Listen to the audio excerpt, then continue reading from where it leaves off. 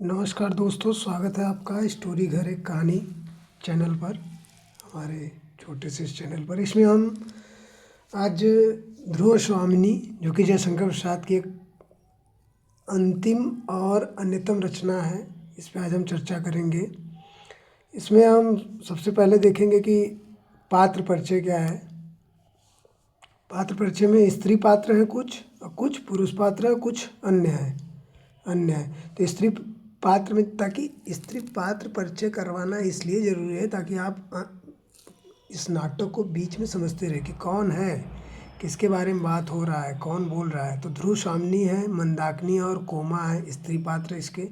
पुरुष पात्र में चंद्रगुप्त है, रामगुप्त है, शिखर स्वामी है, पुरोहित है, सकराज है, खिंगल है और मिहिर देव है। और वही अगर हम अन्य की बात करेंगे तो अन्य में सामंत कुमार है, शक सामंत है, प्रतिहारी है, प्रहरी है, दासी है, कुपड़ा है, बौना है, हिजड़ा है। ये सब पात्र हैं। किसके पात्र हैं भाई? नाटक के। ध्रुव स्वामिनी जयशंकर प्रसाद की प्रसिद्ध नाटक है और यही अंतिम इनकी नाटक है, इसी के पात्र हैं। तो आगे हम लोग देखते हैं कि प्रथम अंक स्टार्ट होता है। मैं इस नाटक को पढ़ूंगा और आप लोग ध्यान से देखेंगे। प्रथम अंक में शिविर का पिछला भाग, जिसके पीछे पर्वतमाला का प्राचीर है। शिविर का एक कोना दिखलाई दे रहा है जिससे सटा हुआ चंद्रातप टंगा है। मोटी मोटी रेशमी डोरियों से सुनहले काम के पर्दे खंभों से बंधे हैं। 2-3 सुंदर मंच रखे हुए हैं। चंद्राताप और पहाड़ी के बीच छोटा सा कुंज। पहाड़ी पर से एक पतली जलधारा उस हरियाली में बहती है। झरने के पास शिलाओं से चिपकी हुई लता की डालियां पवन से हिल रही है। 2-4 छोटे बड़े वृक्ष, जिन पर फलों से लदी हुई सेवती की लता छोटा सा झुरमुट बना रही है। शिविर के कोने में ध्रुव स्वामिनी का प्रवेश। शिविर बना है, जो पूरा विवरण दिया, उसमें ध्रुव स्वामिनी अब आ रही है। पीछे पीछे एक लंबी और कुरूप स्त्री चुपचाप नंगी तलवार लिए आती है। ये पूरे नाटक का इनके स्टार्टिंग पॉइंट दिखाया गया है कि कैसे स्टार्ट हो रहा है नाटक। ध्रुव स्वामिनी आ रहे, उसके पीछे कुरूप मतलब बद्दी स्त्री चुपचाप, नंगी तलवार मतलब खुला ऐसे तलवार निकाल कर बाहर लेके आ रही है।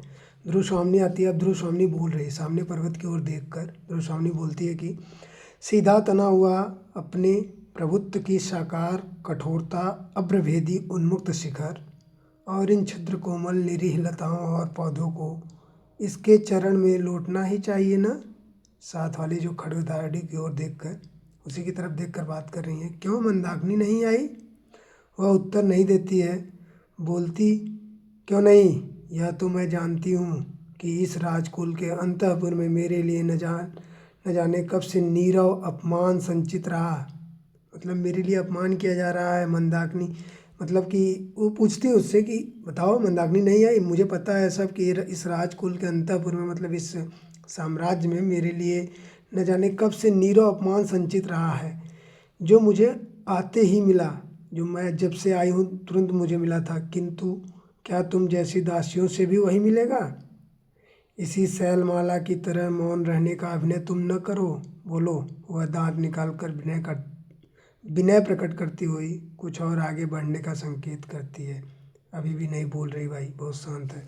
अरे यह क्या मेरे भाग्य विधाता, यह कैसा इंद्रजाल?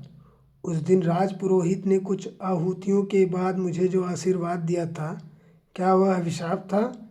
इस राजकीय अंतःपुर में सब जैसे एक रहस्य छिपाए हुए चलते हैं, बोलते हैं और मौन हो जाते हैं। खड्गधारणी विवशता और भय का अभिनय करती संकेत करती है। तो क्या तुम मूक हो? तुम कुछ बोल न सको, मेरी बातों का उत्तर भी न दो, इसलिए तुम मेरी सेवा में नियुक्त की गई हो। अब थोड़ा सा ध्रुव स्वामिनी कठोर शब्दों में बात करें कि क्या तुम मूक मतलब शांत हो एकदम, तुम बोलना नहीं है, तुम कुछ बोल नहीं सकती हो, मेरी बातों का उत्तर, इसीलिए तुम्हें मेरे सेवा में लगाया गया है। यह हंसा है,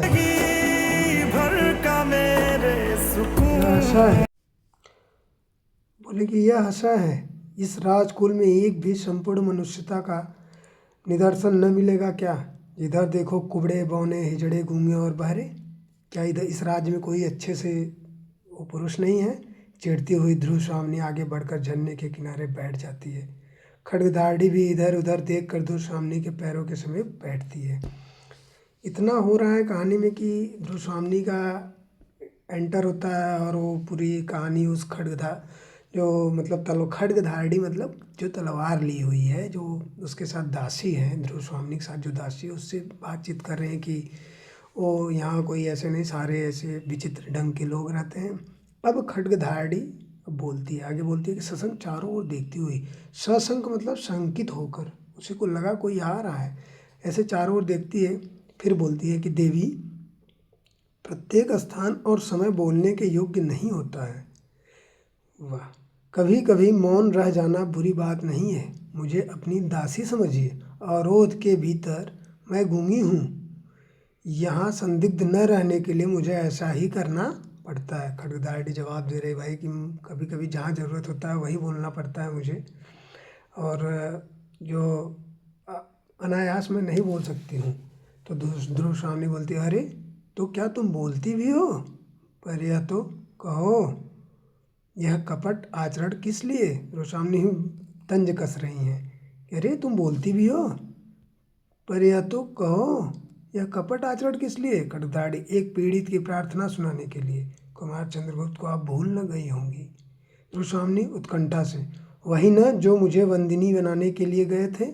खड्गधाड़ी दांतों से जीभ दबाकर, एक एक्सप्रेशन है, यह आप क्या कह रही हैं? उनको तो स्वयं अपने भीषण भविष्य का पता नहीं, प्रत्येक क्षण उनके प्राणों पर संदेह करता है। उन्होंने पूछा है कि मेरा क्या अपराध है? ध्रुव स्वामिनी उदासी की मुस्कुराहट के साथ, अपराध? मैं क्या बताऊं? तो क्या कुमार भी बंदी है? खड्गधाड़ी, कुछ कुछ वैसा ही है देवी। राजाधिराज से कहकर क्या आप उनका कुछ उपकार कर सकेंगी? ध्रुव स्वामिनी बोलती है फिर कि भला मैं क्या कर सकूंगी? मैं तो अपने ही प्राणों का मूल्य नहीं समझ पाती। मुझ पर राजा का कितना अनुग्रह है, यह भी मैं आज तक न जान सकी। मैंने तो कभी उनका मधुर संभाषण सुना ही नहीं। विलासनियों के साथ मदिरा में उन्मत्त उन्हें अपने आनंद में से अवकाश कहाँ? खड्गधाड़ी फिर बोलती है कि तब तो अदृष्ट ही कुमार के जीवन का सहायक होगा। उन्होंने पिता का दिया हुआ स्वत्व और राज्य का अधिकार तो छोड़ ही दिया, इसके साथ अपने ही एक अमूल्य निधि भी। कहते कहते सहसा रुक जाती है, मतलब अचानक से वो रुक जाती है, सब बात बोलते हुए खड्गधाड़ी रुकती है। ध्रुव स्वामिनी फिर बोलती है कि अपने अमूल्य निधि? वह क्या? आश्चर्य में पूछती कि वह क्या? खड्गधाड़ी, वह अत्यंत गुप्त है देवी, किंतु मैं प्राणों की भीख मांगती हुई कह सकूंगी। अब डर गई है खड्गधाड़ी, बोल रही है कि वो बहुत गुप्त बात है, उसको मैं नहीं बता सकती, लेकिन फिर भी मैं अपने प्राण की आपसे भीख मांग रही हूँ, आप किसी को मत कहिएगा। तो स्वामिनी फिर बोलती है कि कुछ सोच कर, तो जाने दो, छुपी हुई बातों से मैं घबरा उठी हूँ। हाँ, मैंने उन्हें देखा था, वह निरभ्र प्राची का बाल अरूढ़, आह, राजचक्र सबको पीसता है, पीसने दो, हम निस्सहायों को और दुर्बलों को पीसने दो। ध्रुव स्वामिनी तंज कसते हुए सब बात बोलती हैं। फिर खड्गधाड़ी बोलती है कि देवी, वह वल्लरी जो झरने के समीप पहाड़ी पर चढ़ गई है, उसकी नन्ही नन्ही पत्तियों को ध्यान से देखने पर आप समझ जाएंगी कि वह काई की जाति की है। प्राणों की क्षमता बढ़ा लेने पर वह काई जो पिछलन बनकर गिरा सकती थी, अब दूसरों के ऊपर चढ़ने का अवलंब बन गई है। फिर ध्रुव स्वामिनी बोलती है, आकाश की ओर देखते हुए बोलती है कि वह बहुत दूर की बात है। आह, कितनी कठोरता है! मनुष्य के हृदय में देवता को हटाकर राक्षस कहाँ से घुस आता है। कुमार की स्निग्ध, सरल और सुंदर मूर्ति को देखकर कोई भी प्रेम से पुलकित हो सकता है, किंतु उन्हीं का भाई आश्चर्य करती हैं। फिर खड्गधाड़ी बोलती है, कुमार को इतने में ही संतोष होगा कि उन्हें कोई विश्वास पूर्वक स्मरण कर लेता है। रही अभ्युदय की बात, सो तो उनको अपने बाहुबल और भाग्य पर ही विश्वास है। फिर ध्रुव स्वामिनी बोलती है, किंतु उन्हें कोई ऐसा साहस का काम न करना चाहिए जिससे उनकी परिस्थिति और भी भयानक हो जाए। खड्गधाड़ी खड़ी हो जाती है। फिर ध्रुव स्वामिनी बोलती है कि अच्छा, तो अब तू जा और अपने मौन संकेत से किसी दासी को यहाँ भेज दे, मैं अभी यही बैठना चाहती हूँ। खड्गधाड़ी नमस्कार करके जाती है और एक दासी का प्रवेश। फिर दासी हाथ जोड़कर, देवी सायंकाल हो चला है, वनस्पतियाँ शिथिल होने लगी हैं, देखिए न व्योम विहारी पक्षियों का झुंड भी अपने नीड़ों में प्रसन्न कोलाहल से लौट रहा है, क्या भीतर चलने की अभी इच्छा नहीं है? ध्रुव स्वामिनी बोल रही हैं कि चलूँगी क्यों नहीं, किंतु मेरा नीड़ कहाँ है? यह तो स्वर्ण पिंजर है। तंज कस रही हैं ध्रुव स्वामिनी। फिर बोल रहे हैं कि करुणा भाव से उठकर दासी के कंधे पर हाथ रखकर चलने को उद्यत होती है। नेपथ्य में कोलाहल, महादेवी कहाँ हैं? उन्हें कौन बुलाने गई है? नेपथ्य मतलब पीछे से बैकग्राउंड से आवाज़ आ रहा है कि महादेवी कहाँ है, उन्हें कौन बुलाने गई है? फिर ध्रुव स्वामिनी, हे यह उतावली कैसी? प्रतिहारी एक प्रवेश करके घबराहट से एक आती है, बोलती है कि भट्टारक इधर आए हैं क्या? ध्रुव स्वामिनी व्यंग से मुस्कुराती हुई, मतलब हंस रही है व्यंग पूर्वक, मेरे अंचल में तो छिपे नहीं हैं, देखो किसी कुंज में ढूंढो। ध्रुव स्वामिनी भी तंज कस रही हैं। प्रतिहारी फिर बोलता है संभ्रम से, मतलब भ्रमपूर्वक, अरे महादेवी क्षमा कीजिए, युद्ध संबंधी एक आवश्यक संवाद देने के लिए महाराज को खोजते हुए मैं इधर आ गई हूँ। ध्रुव स्वामिनी फिर बोल रहे कि होंगे कहीं, यहाँ तो नहीं है। उदास भाव से दासी के साथ ध्रुव स्वामिनी का प्रस्थान। दूसरी ओर से खड्गधाड़ी का पुनः प्रवेश और कुंज में से अपना उत्तरीय संभालता हुआ रामगुप्त निकलकर एक बार प्रतिहारी की ओर फिर खड्गधाड़ी की ओर देखता है। प्रतिहारी, जय हो देव। प्रतिहारी बोल रहा है, जय हो देव, एक चिंताजनक समाचार निवेदन करने के लिए अमात्य ने मुझे भेजा है। रामगुप्त झुंझला जाता है और बोलता है कि चिंता करते करते देखता हूँ कि मुझे मर जाना पड़ेगा। ठहरो, खड्गधाड़ी से बोल रहा है कि ठहरो। हाँ जी, तुमने अपना काम तो अच्छा किया, किंतु मैं समझ न सका कि चंद्रगुप्त को वह अब भी प्यार करती है या नहीं। खड्गधाड़ी प्रतिहारी की ओर देखकर चुप रह जाती है। फिर रामगुप्त बोलते हैं कि प्रतिहारी की ओर क्रोध से देखता हुआ रामगुप्त बोलता है कि तुमसे मैंने कह न दिया कि अभी मुझे अवकाश नहीं। ठहर कर आना। प्रतिहारी, राजाधिराज शकों ने किसी पहाड़ी राह से उतरकर नीचे का गिरिपथ रोक लिया है। हम लोगों के शिविर का संबंध राजपथ से छूट गया है। शकों ने दोनों ही ओर से घेर लिया है। रामगुप्त बोलता है, दोनों ओर से घिरा रहने में शिविर और भी सुरक्षित है। मूर्ख, चुप रह। खड्गधाड़ी से, तो ध्रुव देवी क्या मन ही मन चंद्रगुप्त को है न मेरा संदेह ठीक? मतलब ऐसे बोलता है रामगुप्त की क्या ध्रुव देवी मन ही मन चंद्रगुप्त को मतलब बोलना चाहता है कि प्रेम करती हैं या नहीं, क्या है यह मेरा संदेह ठीक? प्रतिहारी हाथ जोड़कर, अपराध क्षमा हो देव, अमात्य युद्ध परिषद में आपकी प्रतीक्षा कर रहे हैं। रामगुप्त हृदय पर हाथ रखकर, युद्ध तो यहाँ भी चल रहा है, देखता नहीं जगत की अनुपम सुंदरी मुझसे स्नेह नहीं करती और मैं हूँ इस देश का राजाधिराज। रामगुप्त को क्षोभ है इस बात का, ध्रुव स्वामिनी मुझसे क्यों नहीं कर रही है। फिर प्रतिहारी बोलता है, महाराज सकराज का संदेश लेकर एक दूत भी आया है।